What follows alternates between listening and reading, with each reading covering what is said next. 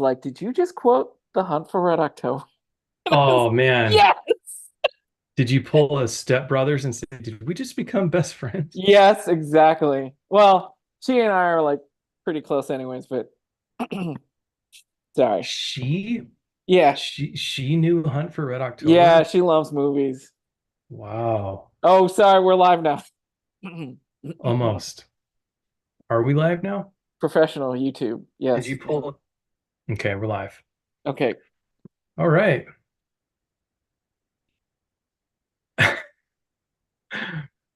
Hello, everybody, and welcome to the Captain's Quarters, the unofficial Star Trek rewatch podcast where we are rewatching the entire Star Trek franchise. Starting at the beginning of the official chronology, we worked our way through Star Trek Enterprise, and we've moved on to Star Trek Discovery. Sit your phasers for fun. Set a course for Star Trek Discovery Season 2, Episode 2, New Eden. My name's Gabe, and I'm with my co-captain, Jason. Make it so, Jason. Howdy. How are you? Doing well, man. How are you? Good to see I'm you. doing good. Good to see you too. Yeah. Hey, before I forget, when is First Contact Day? April 5th?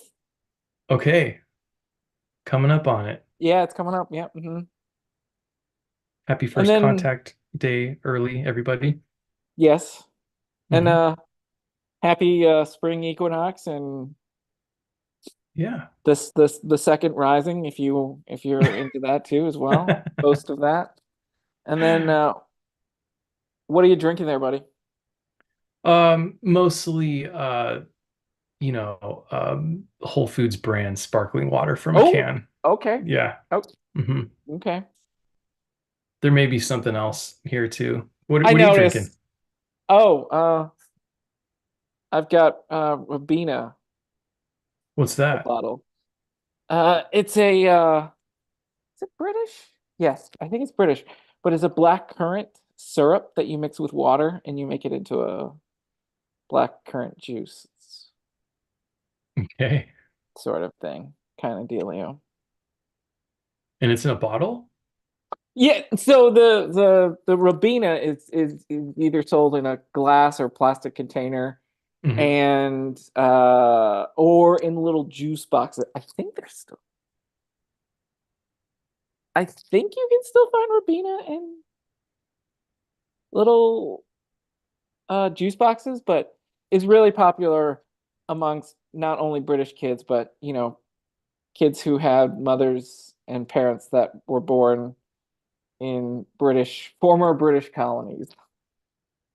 Got it. Jason's a major Anglophile, as our listeners know. Well, but um, it's a big thing amongst Asians and amongst people from Hong Kong. It's Oh, the former British colony. Yeah. okay. But I'm hung up on this though. You said you have to mix it, but it comes in a bottle? Yeah, so it's a concentrate. So Okay, it does have its own mixed beverage, sure. but for a lot of us, we grew up on the concentrate, and so you pour the concentrate into any vessel and drink it out of there. It goes back to my our childhood. Got it. The reason I don't there's the pre-mixed one is it's too sweet. Most things are like that. But a currant, that's a type of raisin, right? Yeah. A currant? Yeah, I think so. Is it a berry? It's a berry, I think. Okay. We don't know what kind of berry though. Not a grape, right? No, I think it's its own. I don't know. But yeah, Okay. black currant or red currants. Got it. Okay. Cool, man. You always have these exotic drinks, and I love learning about them. So thanks for sharing, buddy. Well, that's why I mean, that's why we share about like what we're drinking. 'Cause I also saw a reddish Oh beverage. yeah, no, yeah. So I'm drinking Boda Box Pinot Noir. Oh, nice. Yeah. Yeah, I'm a big fan of the Boda Box boxed wine. Okay. Um, Nothing Careful wrong with if you're, that. yeah, if you're at the grocery store and you're curious, do not get black box. It's usually right next to it on the shelf. It's right next to Oh, Botobox. did you make that mistake? Oh yeah, I've made that Oops. mistake. Yeah. And it was not as good, Swill. No, it's clearly. swill. The universe is apart. The Botobox versus black box. Gotcha. And again, they're right next to each other on the shelf. Never ever drink black box. If you get the Gotcha. black box, you're going to end up needing to make sangria with it. But Botobox, perfection. Nice. Yeah, Nice. yeah. I like it. So yeah, it's been a long week. Needed just a little glass full, not even a Hey, full glass. man. No one here is judging. I mean, have we got into that? Like, have we talked about wine on this podcast ever? No. Okay. Let's not. No, mostly because I That can't. in itself is another podcast that we could do, Yeah, well, mostly because I probably. can't hold my own with Jason. Jason's quite the wino, so I'm not. Hence the boxed wine. And again, I love boxed wine. $2 Chuck, absolutely. It's come a long way though. That's the thing. I know, People think about Franzia stuff like that, but I know. That's what I'm saying. yeah, like even Trader Joe's has this like red blend one. I think it's their brand, and that one's. I mean, there's nothing wrong with it. It's Yeah, totally fine. Yeah. exactly. So anyway, Okay, Disco season 2, episode 2. How's this for a truncated synopsis? here we go. A new signal appears, prompting Stamets' emotional return to the mycelial network and leading the Disco crew to a pre-warp planet where they face a complex ethical dilemma. Tilly's overeagerness lands her in trouble, but when the planet and Discovery's landing party are threatened, her curiosity may be the one thing that can save them. Wow, that was really good. Stolen directly almost from Memory Alpha. That was really good. You should probably, they probably could have used that as like, the teaser for next week. Mm-hmm. Yeah, probably. That was good. Yeah. So, Jason, the pre-warp planet Hmm. is like 150 warp years away. Whatever max warp is, it would take Hmm. 150 years to Hmm. get there. Hmm. Pike says, yeah, maybe my grandchildren's children or whatever he says Hmm. will get to experience this. They've been chasing these like signals. Spock is tangled up in this.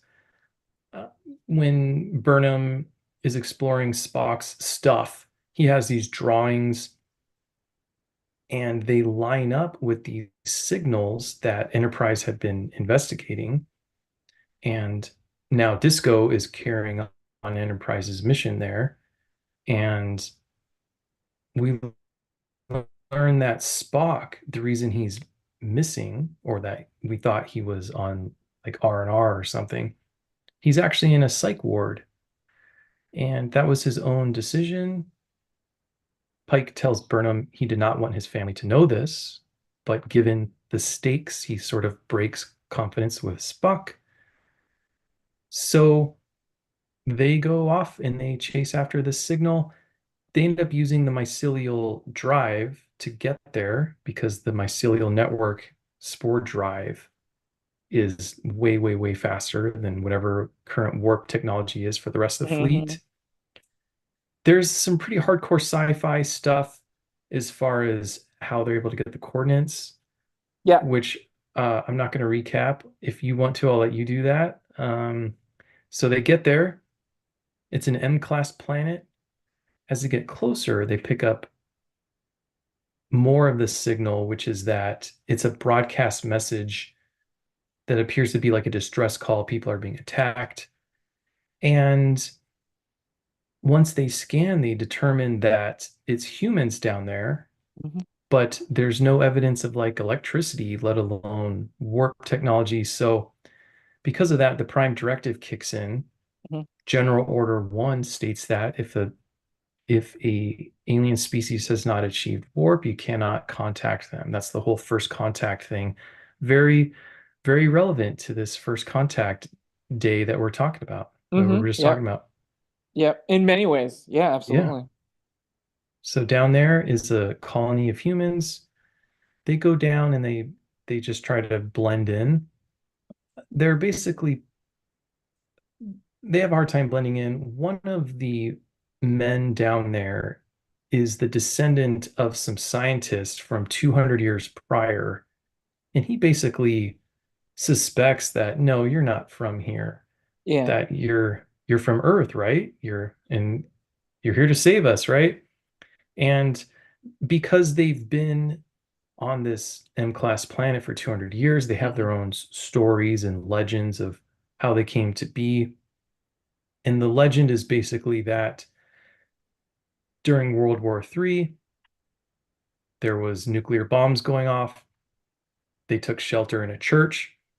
At the last minute, an angel came and saved them and transported them across the galaxy to this basically uncharted planet. And that's why it's called New Eden. Hmm. And it's a primitive society. They've When the original settlers were there, they combined all their faiths into one, and a lot of their society revolves around this sort of universal faith. Um, at the same time this is happening, Tilly, who has taken a piece of the asteroid from a previous episode, is trying to adapt it such that they can replace stamets in the mycelial drive, the Hmm. spore Yeah. drive, because you're not allowed to use stamets, which, by the way, they weren't supposed to use stamets to warp to this place, but they ended up doing it. So Pike plays it pretty loose with the rules we're learning. But he Yeah. always has a justification. He says, hey, during the war, we could break the rules, so let's break Hmm. it here. Hmm. So Tilly's trying to figure out how to tap into this chunk of asteroid so that they don't have to use stamets anymore. In the process, she determines that like 1 cubic centimeter of it is the equivalent of like 1.5 tons. It weighs 1.5 tons. So like a Yeah. tiny piece weighs 1.5 tons. And that becomes important later. So back on at New Eden, they're they're talking about the prime directive. Do we break it? It's not right that these people were stripped away, stolen away from Earth. Um, and then does it even really count? Because they're kind of a continuation of us humans. Hmm. Do we have a Hmm. duty to save them? So then that becomes more urgent because there's actually a ring around this planet, and it's about to create a situation where some particles are going to create like a nuclear winter situation, and they're going to wipe out everybody on the planet. And we believe that the signal in the first place became visible to Starfleet so that they would go there and save these people. Yeah. Somebody, something would come. Yeah. Hmm. Hmm. Hmm. Yeah. And so what they end up doing, instead of taking them off the planet, they end up jettisoning the asteroid chunk because it's so dense, it has so much gravity that it will basically pull the particles away so that they don't descend onto the planet. Hmm. And after some discussion, Pike ends up revealing to that one scientist who suspected that they were from Earth, he ends up revealing that he was correct, that they were from a starship. They fly around the stars, Earth is still allow, around. allows him to see the transporter as he zips away. And he when he leaves, he takes the device that was broadcasting the message where they were being attacked. And Mhm. when he analyzes it, he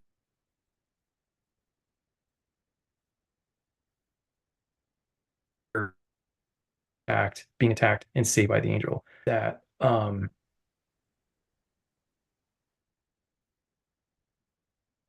this angel that Burnham saw, that Spock Yep. saw in his visions, and Spock drew. Now they have video of it, Yep. and we don't know what it is. We don't really know what's going on, but it's a heck of a mystery, and we're here to speculate about it, buddy. Yep. So, That was yeah, awesome rundown of the episode for sure. yeah. Mhm. Hey, technical difficulty here. I'm gonna try to switch Wi-Fi's for a second. Yeah. Okay. Yeah.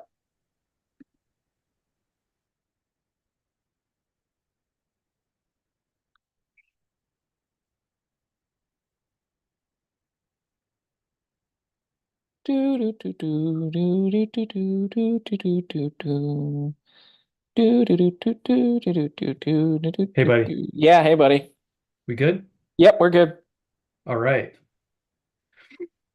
Wouldn't be the captain's quarters without some technical hurdle to It's jump okay. over. It So happens. Technology. yeah. hmm So okay, first of all, this episode, so many like pillars of Star Trek in Yeah. this, from the Shakespeare quote, Yeah.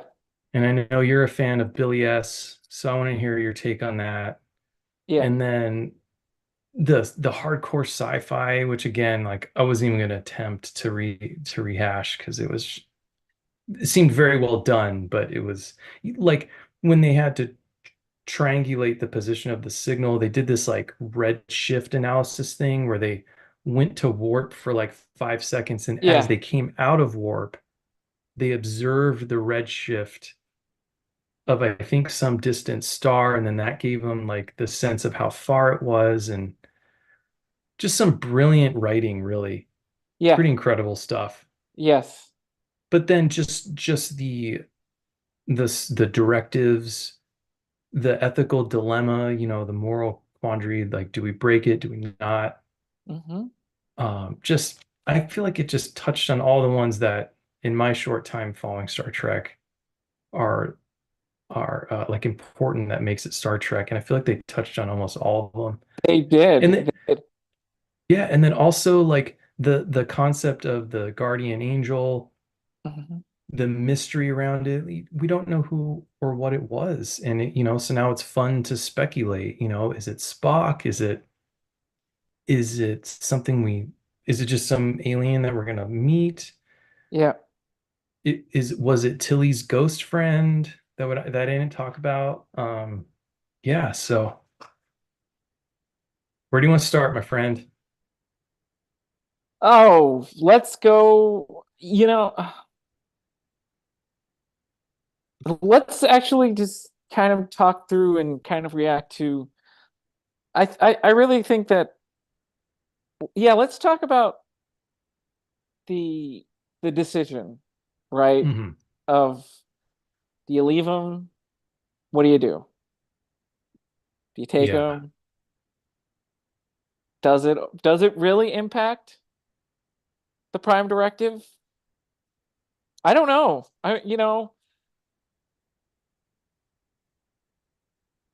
Yeah, no, yeah. I think the that's the biggest question. And then we could talk about Tilly's, you know, ghost friend, imaginary friend, concussion friend, Hmm. symbiotic friend. I don't know. Who knows? But anyways, yeah, I'd like to hear what you thought about what you think about the decision if you were in Pike's place. Yeah. If you were in Pike's place. Yeah. You know, I don't he didn't reach the conclusion that I reached. For him, it was like the situation demands that we play a little loose with the rules. Yeah. but he kind of always like defers to like Starfleet will understand. We'll work it out with them later.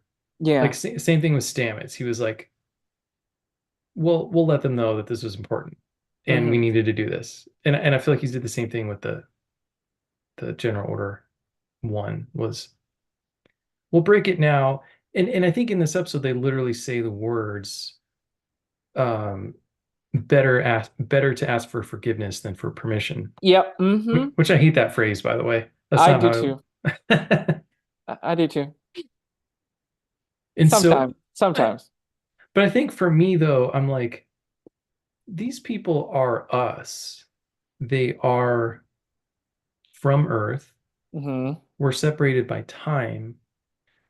But like, so here's a hypothetical. Yeah.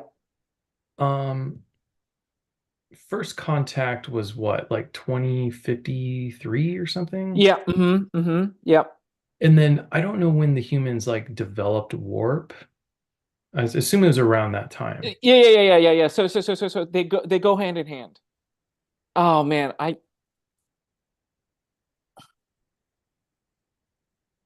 that's all I'll say because I don't want to spoil it. Okay. Well, okay, but so let's just say it was 2055 or whatever when Okay. they Okay. officially developed warp. Um, so let's say in 2054 somebody was like on vacation on the moon or something, Hmm. or a group of people were like marooned on the moon before warp was developed. Okay. And then like a couple years So later, the moon, just our moon. yeah, our moon. Okay. Okay. Like there's moon travel, but not Yeah. intergalactic travel. Okay. Yep. I got you. Hypothetical. Okay. Yep. So those people are like isolated. Those people don't know. So that they get cut off all communication. Maybe they're trapped or something. They don't know we've developed warp. You would have no problem like a couple years later telling those people, "Hey, while you were stuck up here, you missed the news. You were stranded. We developed warp." So like that's pretty much the same situation with the people in New Eden. It's just a lot more time. Yeah. Hmm. And so like at what point does the time like dictate whether or not these are now like this is some other civilization than Earth, Yeah. which No. Yeah. you know Absolutely. like what is that time? Is it Yeah. 10 years? Absolutely. Is it 50 years? Is it 100 Yeah. years? Is it Absolutely. 200 years? So that's how I would have gotten there uh in Disco's position. That's how I would have rationalized breaking Okay. it. But I don't know Okay. that I that's not what Disco did in this case. I'm just saying that's what I would have done. Sure. Yeah. So in your, so you would have saved them. Yeah, I would have, yeah. Yeah. You would have tried to. Okay. So you would have tried to take them off the planet. Probably, yeah. Or Okay. or I mean, I obviously would have saved them with the asteroid chunk like they did, Yeah. but I would have maintained communication. I would have Because said actually, go ahead. Sorry. I would have just said, "Hey, here's my card. Call me if you guys want to get out of here."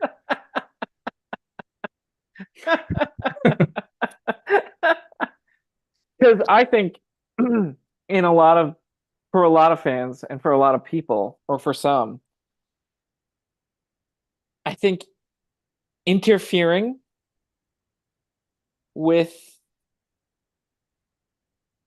the it was really interesting the way they did it because not only were you saving by doing the donut and pulling the debris the debris field away, Mhm.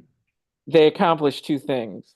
Not only did they save their crew, but then they also saved the humans on Terra Elysium, right? Not just on New Eden, but the entire planet. Mhm. Which is interesting because you could argue, and some would, I think, that you're interfering already by saving them. That's an Even excellent point. which even though they don't know Hmm. because they don't see it, right? They came up the writers came up with this scenario that it's not until it falls and it hits that these people would, see it, right? They wouldn't see it until the last minute, That is right? an excellent point. Like in Hunt for Red October, the submarine is designed to shower its target with warheads, and no one would know until it's Hmm. too late and it's already showered down. Hmm. Sorry, Hunt for Red October reference. Shouldn't go there. I just had to do it. Okay, sorry. Um, so they accomplish that in two ways, and so you're like, oh, in effect, they're saving their people, but to a larger degree, they are interfering, and they Yeah. didn't allow the natural course of. But besides that, um, beyond that, the it is yeah, it is interesting to see. It is interesting for that dilemma and that quandary of like whether or not you try, you don't, you do save them. I mean, you do pull them off and tell them, hey, the Earth is still around. Um, and to me, and in this specific instance, I'm not sure if it's time, but I think time would have been a part of the equation. I would have wanted a blood sample and see if Hmm. there were any genetic variations. Ooh, that's an Because interesting even the take. smallest genetic variation of these humans, right? Yeah. Hmm. Anything small, Hmm. then I would say they're no longer that humanoid of Hmm. planet Earth, Yeah. right? Because, Yeah. if you think about it, maybe sometime in our future, maybe sometime in this future, right? Probably long after we're gone. But, maybe your your daughter's kid or your daughter's lifetime, we land on Mars and establish a Martian human colony. Hmm. After a while, do they still consider themselves Earthicans? Right? Right. I mean, it Hmm. becomes their home. And according to the Prime Directive, who are we to say yes or no and change the course of their existence? Right. Yeah, so first things, I'm gonna make a sign that says number of episodes since Jason's last Red October reference. So just imagine that's right here and I change that to a zero. I don't think we'll make it too far. No, but you're totally right though. The directive isn't just about contact, it's also about we've dealt with that before with them interfering with the evolutionary path that someone is on. Like, Hmm. do you really have the right to change their evolution to interfere with nature? Like Hmm. in Dear Doctor, I believe it was in Enterprise, Flux had to decide, do we cure this one species who is going to then overtake this other species? Like, um, I mean, that in itself was wrong, but it was just more like, um, even if the other species hadn't been there, the question was still like, are we who are we to play God, basically? Yeah, exactly. Yeah. And I do think it's a case by case basis, obviously, Hmm. right? And I think I would have played it the way Pike played it and given that hope to Jacob, who could, because he believed it already, right? Right. He himself, the others, I mean, can you imagine the shock to their system Hmm. of their faith, really? I mean, you know, I love this episode. I mean, I love this episode Hmm. in many ways because it does talk about like the intersection, the non-intersection, the conflict sometimes between faith and science. Hmm. And I love that they kind of played in that realm, in that world a little bit. Because I mean, can you imagine? I don't know if we can, but like if Pike and Discovery came down to Earth now, or wherever and said, look, the future is there's a federation, blah, blah, blah, blah, blah, blah. I mean, that's 300 years in the future. Can you imagine what, like, and we're here to take you off and save you because from World War III or whatever the case might be, right? I Hmm. guess this is a little bit of more of a time travel thing, but like, I don't know. I think it'd be a complete shock to the system of like most people to be like, no, this is home, right? And to jump 200 years, the knowledge that you'd have to learn and the customs and traditions and things like that of 200 years into the future is, yeah, I don't think a lot of people could handle it, especially the way they set it up, right? It was a pre-warp society, no real electricity, Hmm.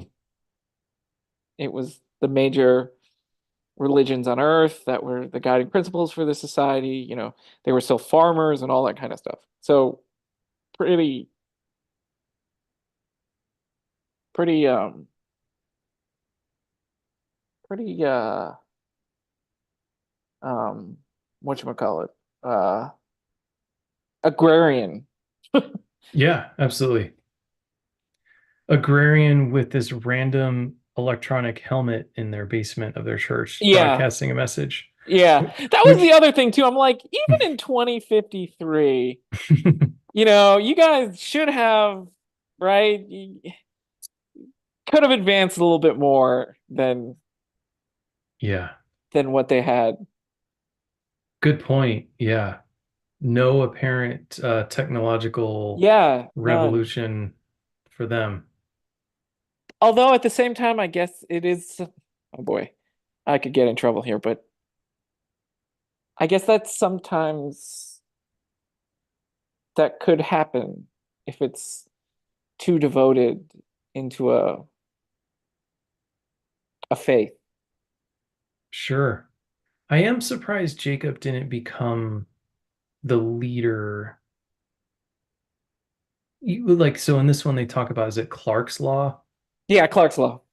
When they say like technology is indistinguishable from God, basically. Is that what they say? And I'm then it so was added with to extraterrestrial. But surprised he yeah, wasn't like deified because given what, like you said, them being agrarian and very primitive, I'm surprised he wasn't this like wizard that they all were in awe of because he had a battery. really, Yeah, really. See, I always think of it as the other way around. Like, you know, Copernicus burned at the stake kind of deal that you're, sure, got this evil technology thing and that, sure. I always go that way, but that's just me. That when someone like that he would have been burned at the stake or something. I think it's a Like common Doc tr Brown. yeah, I think it's a common trope though of um technology becoming so advanced that people start to worship it, basically. Yeah, yeah, yeah. Sometimes, sometimes, Sometimes, yeah. sometimes. Hmm. Because Yeah. again, like, what kind of, witchcraft? And I don't mean it to be that way, but Yeah, I like know what what you kind mean. of like thing Yeah, can I know what you mean. scare a lot of people actually too. Absolutely. Yeah. What was your take on Burnham's kind of like reaction? I mean, Do you take it to her word?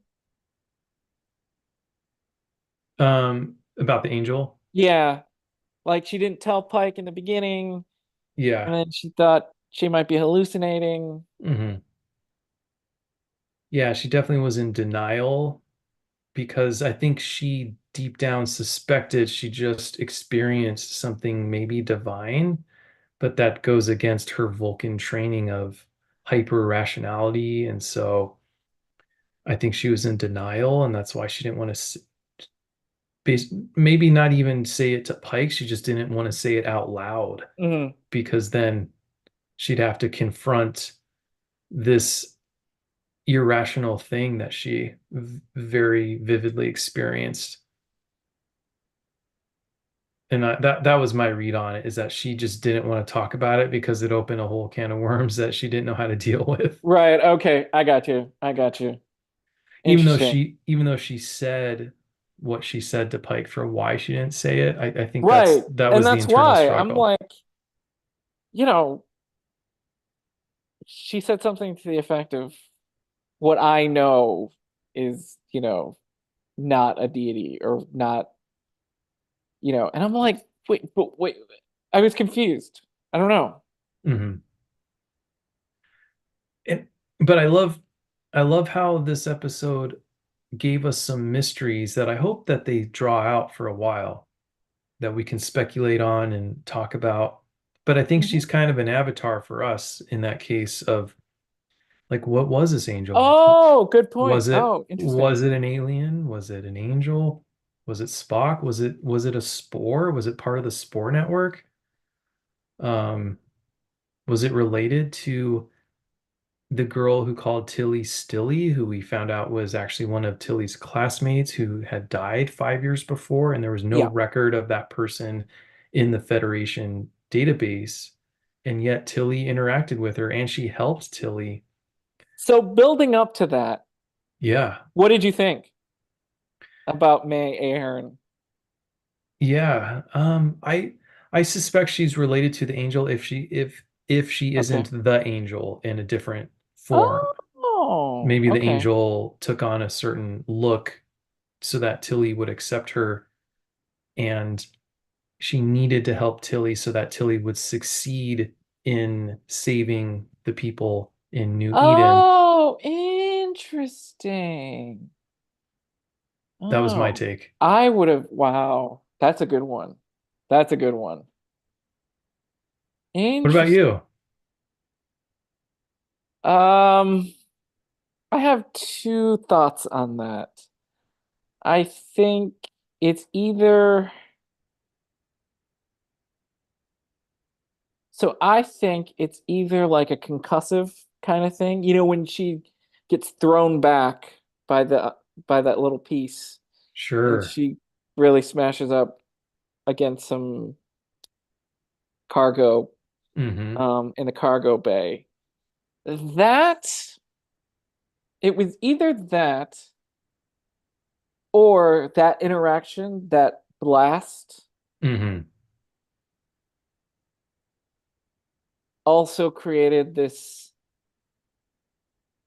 like alien. She did have an interaction with an alien form being Hmm. thing Yeah. that like lived inside this comet or whatever the case might be. Related to the spores? Yeah, related to the spores. I Yeah. think it See, could be related to the spores. I had that thought too. Like, and the fact that they grounded it in a real person who had died, Exactly. and That she knew. we've framed these spores as this connection between life and Yeah, death. And we talked about perhaps Stamets's lover maybe coming back right. via the spores. And I definitely had that thought too of like, oh, this is a projection of the spores, or the spores is somehow bridging the gap to the living and the dead, something Yeah, in that regard. Yeah. yeah, exactly. Exactly. And I hope, like you said, I hope they kind of draw this out a little bit. I think this could be an interesting mini storyline into Tilly's kind of story arc. Yeah, for sure. And did you notice where they went to high school? No. Musk. Oh, I did notice that. Yeah. And they're from San Francisco, so I'm like, huh, Yeah. huh. I wonder, I I forgot about wonder, that. Yep. if it's It has to because be. of Mr. Elon. Yep. It was before he became a massive shithead in the media. Like this when this Ah, episode yeah, aired, that's true. Yeah, no, that's true. I think he's more of a villain now, but like Yeah, yeah, when this aired, what, 2017, yeah, pre-Twitter acquisition, yeah, um, pre comments that he's made. yeah, I think he probably was a little bit more revered. yeah, So I could see the writers using him to for that just little Easter egg. yeah.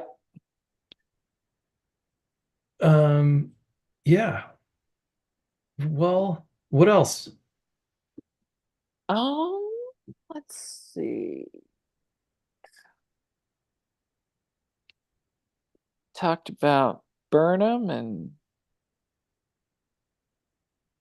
I want to know like yeah, the new people in New Eden. yeah, I missed this. Did they knew about Earth yeah. and they They thought it was knew destroyed because of World War III. okay. But so they know that they were transported across the galaxy or the universe or whatever. Hmm. Okay. Yeah. And they were Because brought by their divine. sure. Okay. And then the other thing too is like, things got lost over the 200 years, obviously. Yeah. It definitely harkens back to a couple of Enterprise episodes, like Oh yeah. Terra Prime being one, but there was another one very similar where it was like a Western. And Oh yes. Yes. those people actually took a spaceship though. Hmm. Um, but when they like crash landed, they became enslaved by, I believe, the indigenous aliens on that planet. Yes. That And was good. then So now yeah, that I and then I that was think they great. like swapped, and then they ended up enslaving the aliens or something. Yeah. Can't remember the Yes. details. I We don't pr either. Yeah. But it definitely reminded me of that because those people as well in their history books would talk about Earth. They would talk about the Hmm. continents on Earth or the different countries or whatever. Like in their records, they had um, Earth's history and they taught it in their schools and stuff like that. Yep. Um, but and that brings up also like what I was saying earlier. Pike plays it pretty loose because Enterprise was super strict about the rules, Yeah. the directives. Like in that case, they definitely, if they did break it, it was by accident. And even Archer, who could be a loose cannon, he definitely was not one to so easily just like flaunt the rules, right?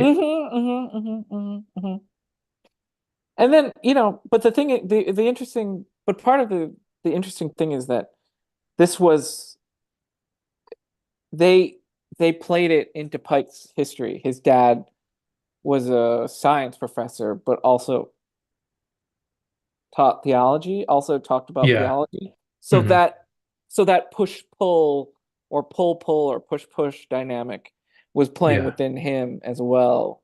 Um, for sure, definitely. And that, yeah. I, yeah.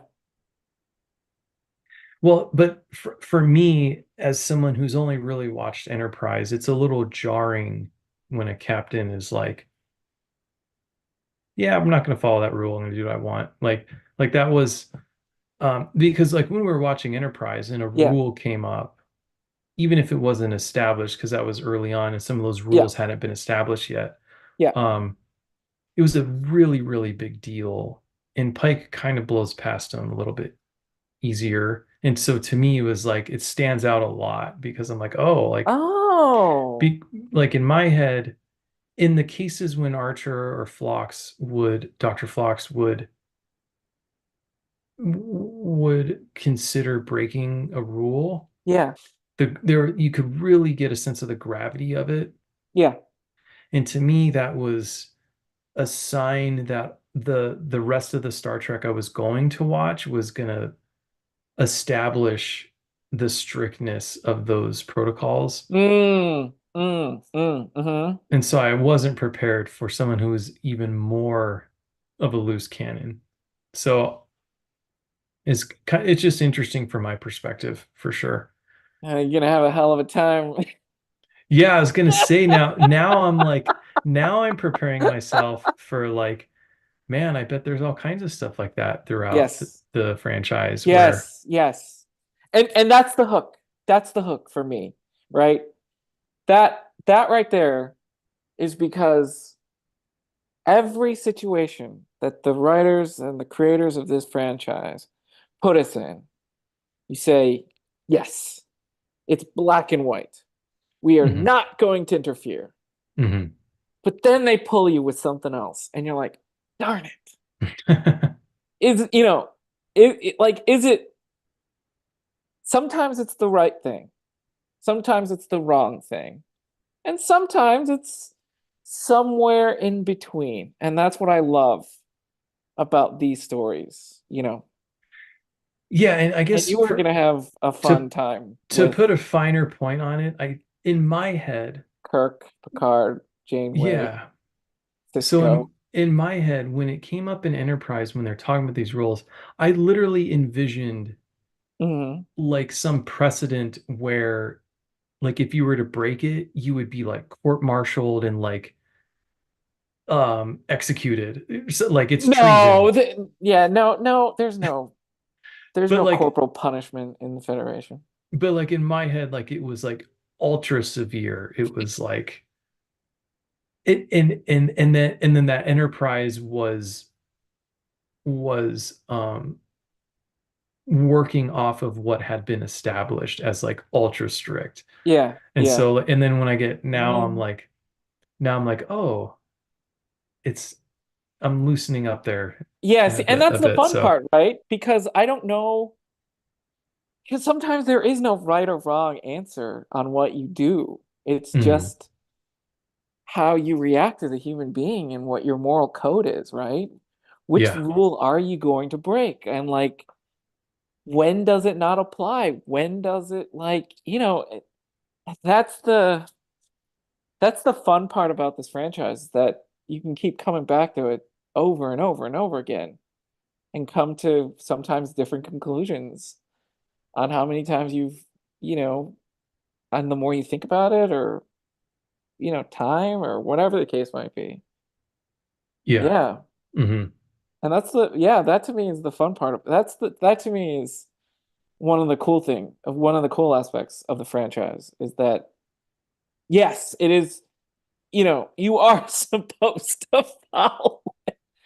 But then there are conditions where it's like, I don't think that's right, you know, Right. and that's your own interpretation. And that's why, you have different captains.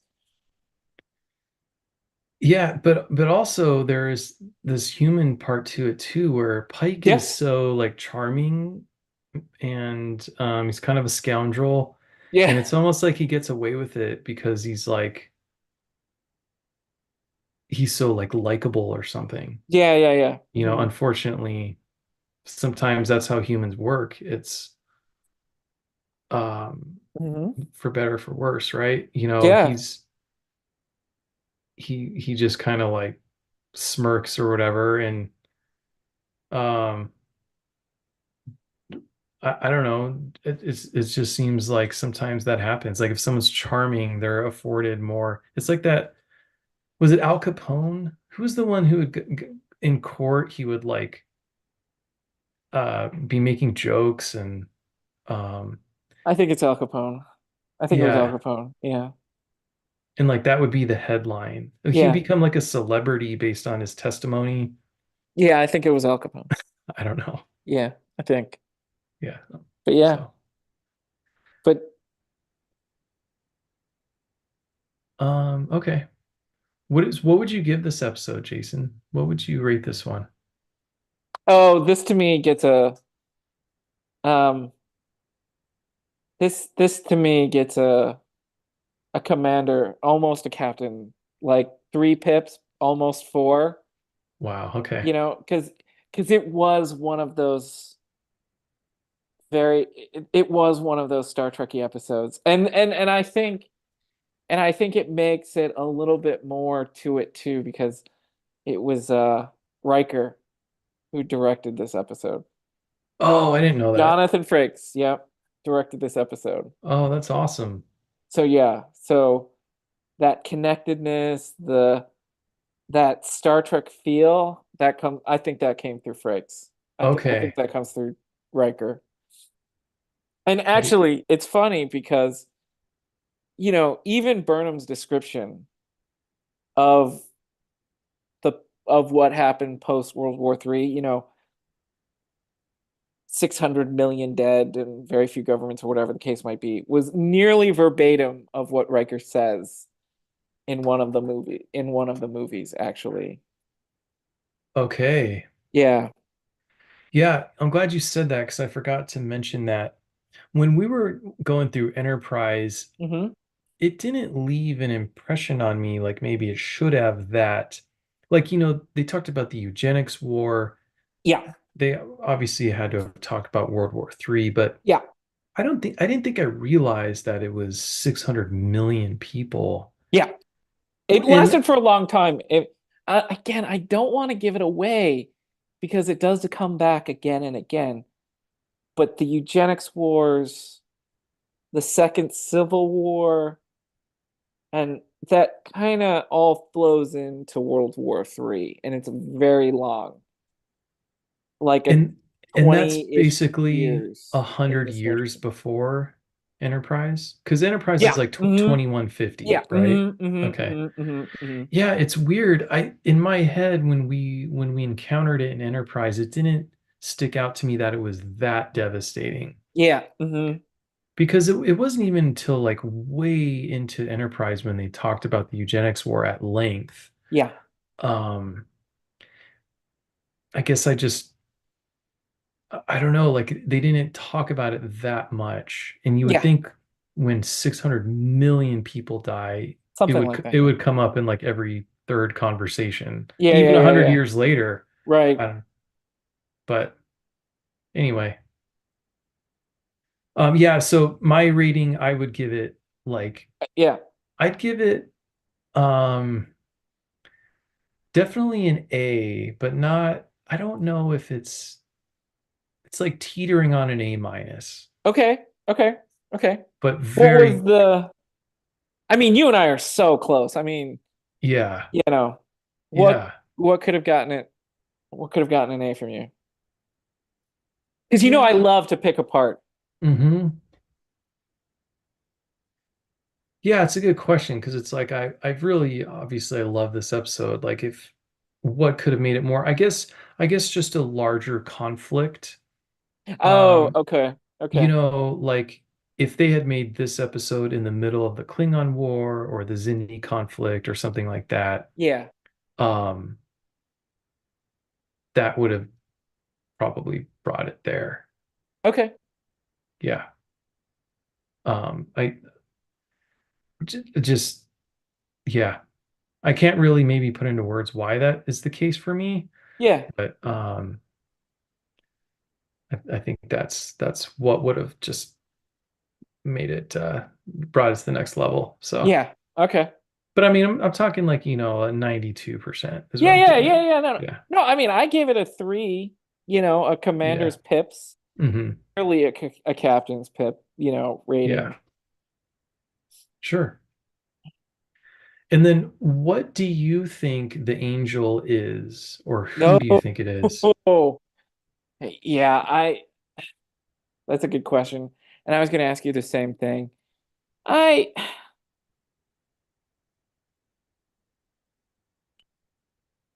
I have a sneaking suspicion that it is um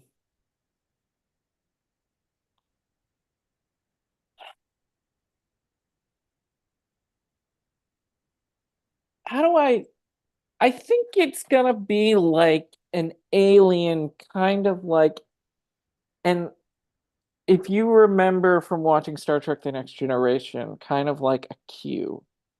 Mm, Not necessarily John Delancey and his Q continuum, but I hmm. think an alien somewhat similar to that. And I think it's going to be a lot of season two. I don't think it's going to be isolated to just a couple episodes. I I don't don't, know. I don't think it's yeah, going to be like a Daniels or, shadowy figure from, right. the It could time. be. It could be. It Yeah, could be, but I have I think it could be an alien species kind of like Q. But got I don't it. know. What about you? Considering so I, I legitimately don't have a strong hunch. Yeah. I, I, I hope it's not that, that it's just some like species we haven't met. Yeah. Um, because I like when things are connected more when it's established to some pre-established Oh, you lore. don't want it to be a new species, a I new alien. don't know. I don't want it to be just Oh. like some random new Uh, species. I am talking to Yeah. Palpatine. Yep, I am talking to Palpatine and Mm-hmm. Plagueis and yep. Mm-hmm. Okay, yes, yes, Yeah. yes, yes. No, no judgment or anything. Or Mm-hmm. yeah, Mm-hmm. yeah. Okay, Well, I have no idea. so I really don't know. I think it would be cool. Like, so the thing is that Spock foresaw this Yeah, like 20 years prior, yeah. When he was a kid, Fif- I don't know how the 15 years could be prior. longer because Vulcans live longer than humans. Yeah, So when he was a kid, right? but Burnham, Oh, true, true, true, true, true, true. um, Yeah, that's a good point. I don't know. yeah. So somehow Spock is tangled up in this, and he's like perhaps the origin of it. So Could be, could be. yeah, I mean, with this new Trek, I don't know. It could be. yeah. So I'm gonna go big, Jason. Okay, Um, give it to I'm me. I'm gonna go Oh no. never. I don't know. You know Come what? Forget on, you can't walk it back now, buddy. You can't leave us hanging. it. You're not No, J.J. Abrams. Come on. no, And I mean that in the most respectful way. no, it was stupid. What? Say it. Come on. Okay, who is the Vulcan prophet? Oh, Sirach. Oh, interesting. Yeah. You think it's Sirach? Oh, okay. Yeah. Again, I said I'm going big. Yeah. Oh, interesting. Could be. So, maybe Spock has the The Katra. Katra, Oh, Katra that's of, not did you say Sirach? Is that his name? Sir. Yeah, Sirach, right? Sirach, yeah. Yeah, right. Yeah. Oh man. Okay. Did not. Okay. That would be huge. That would be huge. But Talk about yeah. go big. Yeah, no, that would be huge. Yeah. So anyway, I mean, now that I say it out loud, that's really stupid. But No, no, not but necessarily. but I just think it's interesting that, this is a divine being potentially. Yes. Spock is connected to it somehow. Yes. And so That's my very stupid guess. Okay. It- Yeah. it's good as good as any. Because I don't know. I mean, this is a new Star Trek. I have no idea. I have no idea. Yeah. You could be So, right. was there anything else with this one you wanted to talk about? Um, no, I think we no, I think we got it. I think we covered it actually. Yeah. Cool. Very cool. Well, yeah, Anything in the Star Wars universe? I know you're more plugged in than I am. I mean, Bad Batch released, I believe, the final two episodes of this season, Oh, if I'm not okay. mistaken. Oh, okay. I would I'm like, so I play it and I'm like half listening, barely watching. I know they're talking about M counts, so and they actually dropped the word midichlorian, which I was surprised. Ooh. We spoiler alerts for people who care about Bad Batch. The one the Omega, the kid, Yeah. the I believe they're establishing that the Empire believes that she actually Yeah. has an M count, Yeah. and thus there's this like Project Necromancer thing where they're actually kidnapping force sensitive beings for this Project Necromancer. And I keep waiting for them to bring Grogu into it. Um, but again, I'm like half listening, half watching, and it hasn't happened. Is So the timing? yeah, it would be. Oh, it would be. It would be. Yeah. Yeah, yeah, yeah, yeah. Okay, okay. Because remember, Grogu's 50. That's right. That's right. That's right. That's right. Yeah. That's right. That's right. That's right. And so I think I suspect like maybe we're just supposed to kind of put it together that they're talking about this thing. And so we're just supposed to know, oh, I guess that's how Grogu was stolen from the temple or whatever. Yeah, yeah, yeah, Um, yeah, yeah. but I have not watched those final two episodes. Okay. So I don't know if it takes it further or explores it more, or if Yeah. I don't even know if it actually says what Project Necromancer is. That's how little attention I'm paying. I've only seen the first two, so I have no idea. Yeah. It's just too much. It's just too much Star Wars. And I'm at the point now where I just like pay attention to the animated stuff just enough. Like if I'm listening and they like when they start talking about M counts, then I start looking at the screen. I'm like, Okay. What else yeah. is out there though? I'm just saying in totality, there's just Oh, too oh, much of it. gotcha, gotcha, gotcha, gotcha. Yeah, there's just too much. Okay. Because like I barely finished season one before this one started. And like I Oh, never I never I never watched all of the Tales of the Jedi, or I never even touched the Resistance show. Like, um, there's just too much, man. It's just too hard. resistance show? What resistance Yeah. show? It's There was a there's a resist. yeah, there's another Really? animated Wow. show Wow. set in the J.J. Abrams era, The Oh, wow. Resistance. Oh, wow. Whoa. I did not know that. Yeah. So Okay, that's there where is. Okay. that's where I'm at. Okay. Obviously the live action stuff I pay close attention to, but Yeah. yeah.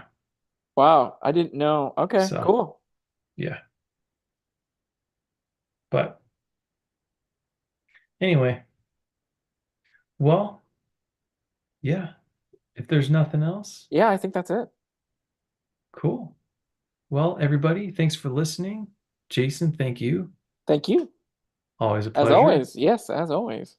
Yeah. And thank you to our listeners, viewers, watchers, people on the internet. Yeah. Please give us a subscribe on YouTube, Captain's Quarters podcast. If you search for that, I'm sure it'll come up. And follow us on all the podcast things that you listen to. Follow us on Twitter, TikTok. We appreciate it. Leave a And comment, generate yeah, discussion. Definitely. Oh yeah, that reminds me. Oh, A okay. correction from last episode. Oh, yes. I said that Patty Jenkins Oh my gosh, d Patty Jenkins. directed Foot Hurt Locker, but it was actually Catherine Bigelow. Catherine Bigelow. Yeah, yeah. Yeah, so just a correction from last time. Um, Okay. yeah, I didn't want to not give credit where it was due or to Yeah, confuse things because we were talking about Rogue Squadron. that's right. And, That's right. and That's right. That's right. I'm obviously Jason and I are just talking here. I don't have a lot prepared usually, so I'm going to say things that are wrong more often than I I would mean, like. me too. I mean, I'm guilty as charged on that one. Yeah. So the least I can do is correct when I identify it Yeah, later down the road. So yeah. And comment below when we do. yeah, absolutely. We welcome that. So anyway, thank you. And until next time, live long and prosper. And may the force be with you. See ya. Thanks. All right, Jason. All right, buddy. Have a good week, man. You too. Have a good weekend. What are you guys doing? Just sports, tennis, soccer. Have you met Mr. Nash yet? I did, yeah. Oh, nice. Yeah. So Cool. What's he yeah. like just in that few seconds, minutes? He's yeah, very, very, very, very nice. Very Okay, nice. Yeah. cool. Yeah. Way more nice. Way nicer than he has to be. Okay, So cool. That's cool. yeah. That's cool. Yeah. So All right, awesome.